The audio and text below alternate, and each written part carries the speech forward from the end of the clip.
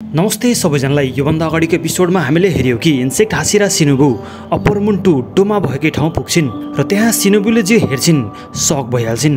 त्यहाँ फिमेल्सहरूलाई बाँधेर राखिएको थियो र ब्लडले लतपत र बिचमा डोमा बसेर ती फिमेल्सहरूको बडी पार्ट्स खाइरहेको हुन्छ र यो हेरेपछि सिनुबुलाई आफ्नो पास्ट याद आउँछ, जहाँ उसले आफ्नो ठुलो दिदी क्यानाईलाई सम्झिन्छे, जो एउटा डेमनसँगको फाइट पछि एकदमै गम्भीर हालतमा हुन्छन्। सिनुबुले क्यानाई मर्नुभन्दा अगाडि डेमन हन्टर छोड्न र एउटा नर्मल गर्ल जस्तो लाइफ बिताउन भनिरहेकी हुन्छन्।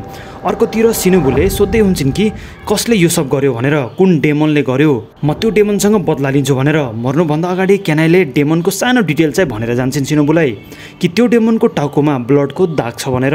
र यो सम्झनापछि सिन कट हुन्छ र हामी त्यसपछि प्रेजेन्टमा आउँछौँ, जहाँ सिनुबु त्यही डोमा भएको रुममा छिर्छिन्। डोमाले सिनुबुलाई हेरेपछि एकदम खुसी हुँदै भन्छ कि hello, nice to meet you, मेरो नाम डोमा हो, आजको रात धेरै रमाइलो छ है बाहिर, होइन? सिनुबुलाई फेरि आफ्नो दिदी क्यानाईले भनेको कुरा याद आउँछ कि त्यो डेमन एकदम काम जेन्टल तरिकाले कुरा गर्छ र कुरा गर्दा केयर फ्री स्माइल पनि गरिरहेको हुन्छ र यो सबै डिटेल्स डोमासँग म्याच गरिरहेको हुन्छ है।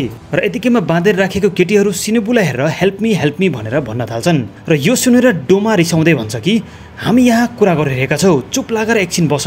यसैको फाइदा उठाएर सिनुबुले इन्सेक्ट ब्रिदिङको टेक्निक युज गर्छ र डोमालाई डिस्ट्र्याक्ट गर्दै त्यहाँ मध्येको एउटा केटीलाई डोमाको छेउबाट पर लिएर जान्छे। यो हेरेर डोमाले सिनुबुलाई भन्छ चिन्ता नगर, त्यो केटीलाई त्यही छोडिदिँदा हुन्छ, म उसलाई पछि मजाले खान्छु। डोमाले आफ्नो हातमा बोकेको हतियार शार्प फ्यान्सहरूको प्रदर्शनी गर्दै भन्छ कि मेरो कर्तव्य हो कि म आफ्नो पूजा गर्नेहरूसँगै म आफूलाई पनि खुसी राखौँ, मैले नै हो यो अनन्त स्वर्गको रचना गरेको, त्यसैले म त्यो केटीको सानो भाग पनि नछोडी पुरै खान्छु। यो सुनेर सिनुबुले रिसाउँदै भन्छे यो केटी मद्दतको लागि गुहार लगाइरहेकी थिए, सबैलाई खुसी बनाउने, पागल नबन।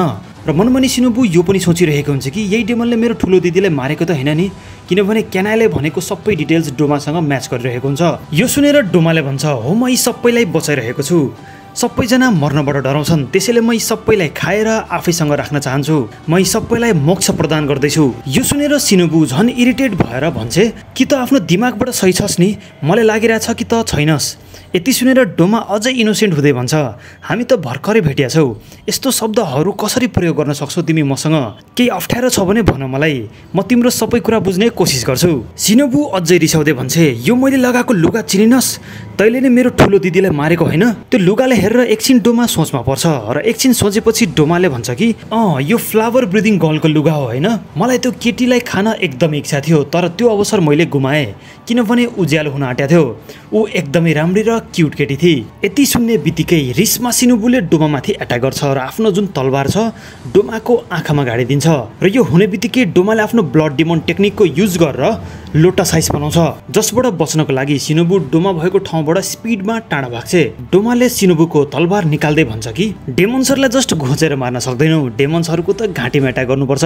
यो सुनेर सिनुबुले भन्छे ठिक छ, म तिमीलाई घाँटीमा एट्याक गरेर मार्न सक्दिनँ, तर मेरो पोइजनले त सक्छ नि। र मनमनी सिनुबुलाई यो डाउट पनि भइरहेको हुन्छ कि अप्पर मुन्डुमा मेरो पोइजन काम गर्छ कि गर्दैन भनेर। त्यसपछि हामी यो पोइजनको असर डोमाको शरीरमा भएको हेर्न सक्छौँ। डोमा तडपिरहेको हुन्छ, डोमाले खोकी गरिरहेको हुन्छ, भोमिट पनि गरिरहेको हुन्छ है। र यसको केही बेरमै डोमाले हाँस्दै भन्छ कि माफी माग्न चाहन्छु, मैले तिम्रो पोइजनलाई बचाउन सफल भए। यो सुनेर सिनुबुले भन्छे त्यो त मैले हेरेँ कि कति गाह्रो भयो तँलाई। त्यसपछि डोमाले भन्छ तिमीले आफ्नो तलवारमा पोइजन मयानबाट हाल्दाखेरि एउटा इन्ट्रेस्टिङ आवाज आउँछ होइन? हाँस्दै डोमाले भन्छ कि तिमीले फेरि ट्राई गर्नुपर्छ यो पोइजन एट्याक है, मलाई एकदमै मजा आइरहेछ, यो पोइजनवाला एट्याक साह्रै राम्रो छ है, मलाई मन पर्यो। त्यसपछि सिनुबुले भन्छ कि यो हुन्थ्यो भनेर मलाई थाहा थियो। र यति हुने बित्तिकै सिन कट हुन्छ र हामीलाई डोमाको पास्ट लाइफ हेर्न मिल्छ है, जहाँ हामीले डोमालाई एउटा रिलिजियस गुरुको रूपमा हेर्न सक्छौँ। डोमाले भनिरहेको हुन्छ कि म सानैदेखि दयालु र चलाक पनि थिए, मैले जहिले पनि मान्छेहरूलाई हेल्प गर्थे र सबलाई खुसी राख्न चाहन्थे, मेरो जीवनको लक्ष्य पनि यही थियो। डोमाको बुवाआमाले डोमाले एउटा रिलिजियस गुरुको रूपमा इस्टाब्लिस गरेका हुन्छन्। डोमाको बुवाआमाले डोमाको बारेमा भनिरहेका हुन्छन् कि छोराको आँखामा रेनबोज कस्तो मजाले हेरिन्छ, भगवानको आवाज पनि सुन्छ हाम्रो छोरोले, हाम्रो छोरा स्पेसल छ, टाउकोमा भएको पेल ग्रे कलरको कपालले झन् इनोसेन्स झल्किरहेको हुन्छ। यो सम्झेर डोमाले भनिरहेको हुन्छ कि मैले कहिले पनि भगवानको आवाज चाहिँ सुनेको छैन है, तर आफ्नो बुवाआमाको मन राख्नको लागि उनले चाहे जस्तो गरिदिन्थे है। डोमाले भन्छ कि मेरो बुवाआमा यति धेरै मूर्ख थिए कि यो हेरेर एउटा आफ्नै धर्म नै बनाइदिए, यसको कारणले मान्छेहरू रुँदै आउँथे आफ्नो समस्या बोकेर। म आफ्नो मनमै सोच्ने गर्थेँ कि यी सबै मान्छेहरूको दिमाग छैन कि क्या हो। सुरुमा आश्चर्य लाग्ने गर्थ्यो जब मान्छेहरूले मलाई पूजा गर्ने गर्थे, आफ्नो दुःखको कहानी सुनाउँथे, मलाई स्वर्गको बाटो बताइदिनुस् भनेर बिन्ती गर्थे। उनीहरूको कहानी सुनेर म पनि रुने गर्थेँ। दुःख लाग्थ्यो ती मूर्ख मान्छेहरूलाई हेरेर कि उनीहरू यति सानो कुरा पनि बुझ्न सक्दैनन् कि स्वर्ग हुँदैन, भगवान र बुद्धहरू पनि कोही पनि छैनन्। यति सानो कुरा बुझ्न सक्दैनन् ती मान्छेहरू। त्यसैले त मेरो जन्म भएको हो। म मान्छेहरूको सबै दुःख हटाएर उनीहरूको मद्दत गर्न चाहन्छु। त्यसपछि फेरि सिन चेन्ज हुन्छ र हामी प्रेजेन्टमा हेर्न सक्छौँ सिनुबुले इन्सेक्ट ब्रिदिङको टेक्निक युज गरेर पोइजनको प्रयोग 5 चोटि गरिसकेकी हुन्छन्, तर डोमामा केही असर नै परेको हुँदैन। अर्कोतिर सिनुबी पुरै थाकिसकेकी हुन्छन्। मेरो पोइजन केही काम नै गरिरहेको छैन, यति पावरफुल हुन्छ अप्पर मुन भनेर सोचिरहेको हुन्छन् मनमा नै। डोमाले सिनुबुलाई भन्छ, मेरो ब्लड डिमन आर्टले तिम्रो लङ्सबाट ब्लड तानिसकेको छ, तिम्रो लङ्स पनि बिस्तारै मरिरहेको होला। त्यसपछि सिनुबुले insect breathing dance of dragonfly use गर्छिन्, जसबाट उसले एकैचोटि मल्टिपल पोइजनको डोज एट्याक गर्छिन् डोमामा, जसले आफ्नो ब्लेडको मद्दतले डोमाले सजिलै ट्याकल गर्छ र उल्टै सिनुबुमाथि एट्याक गर्छ र सोल्जरमा ठुलो कट गरिदिन्छ। सिनुबुको एउटा लङ्समा एट्याक भएको हुन्छ, जसको कारणले मजाले सास पनि फेर्न सकिरहेको हुँदैनन् सिनुबु।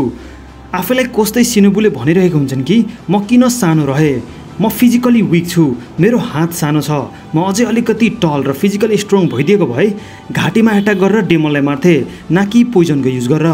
र यतिमै सिनुबुले आफ्नो अगाडि आफ्नो दिदी क्यानाईलाई सम्झिन्छे, या उसको अगाडि क्यानाईको स्याडो जस्तो एपियर हुन्छ है। क्यानाईले भन्छ, Shinobu stand up, insect Hashira Shinobu stand up, तिमी कमजोर छौ केही फरक पर्दैन, तिमीलाई चोट लागेको छ केही फरक पर्दैन, एकचोटि तिमीले जित्ने लक्ष्य बनाइसकेपछि तिमीले जित्नै पर्छ, डेमनलाई हराउनै पर्छ, तिमीले प्रोमिस गरेका थियौ। र क्यानाईको स्याडोले सिनुबुलाई जाँदा जाँदै भन्छ, आफ्नो बेस्ट देऊ, तिमीले गर्न सक्छौ। यो भन्दै त्यो स्याडो त्यहाँबाट डिसिपियर हुन्छ। यो पछि सिनुबु जसो तसो गरेर उभिन्छे। पछाडि डोमा यो हेरेर पुरै सरप्राइज हुन्छ। डोमाले भनिरहेको हुन्छ कि मैले तिम्रो कोलारबोन, लङ्स र रिब सबै ड्यामेज गरिसकेँ, तर अहिलेसम्म पनि तिमी जिउँदै छौ है। यो सुनेर सिनुबुले भन्छन्, अब म तिम्रो घाँटी काटेपछि सबै कुरा नर्मल हुन्छ भनेर।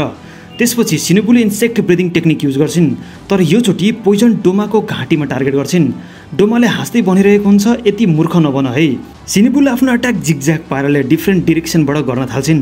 सिनुबुको एट्याक यति फास्ट हुन्छ कि डोमाले उसको एट्याक प्रेडिक्ट नै गर्न सकिरहेको हुँदैन र यसैको फाइदा उठाएर सिनुबुले डोमाको घाँटीमा तलबाट एट्याक गर्छिन्। घाँटीमा एट्याक हुँदा पनि सिनुबुको पोइजन डोमामा काम गरिरहेको हुँदैन है। सिनुबुलाई विश्वास नै भइरहेको हुँदैन। यतिमै डोमाले सिनुबुलाई हातले पक्रेर उसको ब्याकबोनको रिडको हड्डी भाँचिदिन्छ र त्यसपछि सिनुबुलाई जोडले पक्रेर एब्जर्ब गर्न थाल्छ या सिम्पली खान थाल्छ है। यतिकैमा सिनुबुको स्टुडेन्ट क्यानो त्यहाँ आइपुग्छिन्, तर तबसम्म डोमाले सिनुबुलाई पुरै एब्जर्ब गरिसकेका हुन्छ। क्यानोले आफ्नो मास्टरको यस्तो डेथ आफ्नै अगाडि हेरिसकेपछि रिसले डोमामाथि एट्याक गर्न थाल्छिन्, फ्लावर ब्रिदिङ 4th फर्म, तर डोमाले यो एट्याकलाई सजिलै ट्याकल गर्छ। सिनुबु पछि उसको स्टुडेन्ट क्यानोलाई हेरेपछि डोमा झन् खुसी हुँदै भनिरहेको हुन्छ, आजको रात साँच्चै राम्रो छ, एकपछि अर्को आइरहेका छन्, आज भोज हुनेवाला छ। र यसपछि के हुन्छ नेक्स्ट एपिसोडमा हामी जान्ने नै छौँ।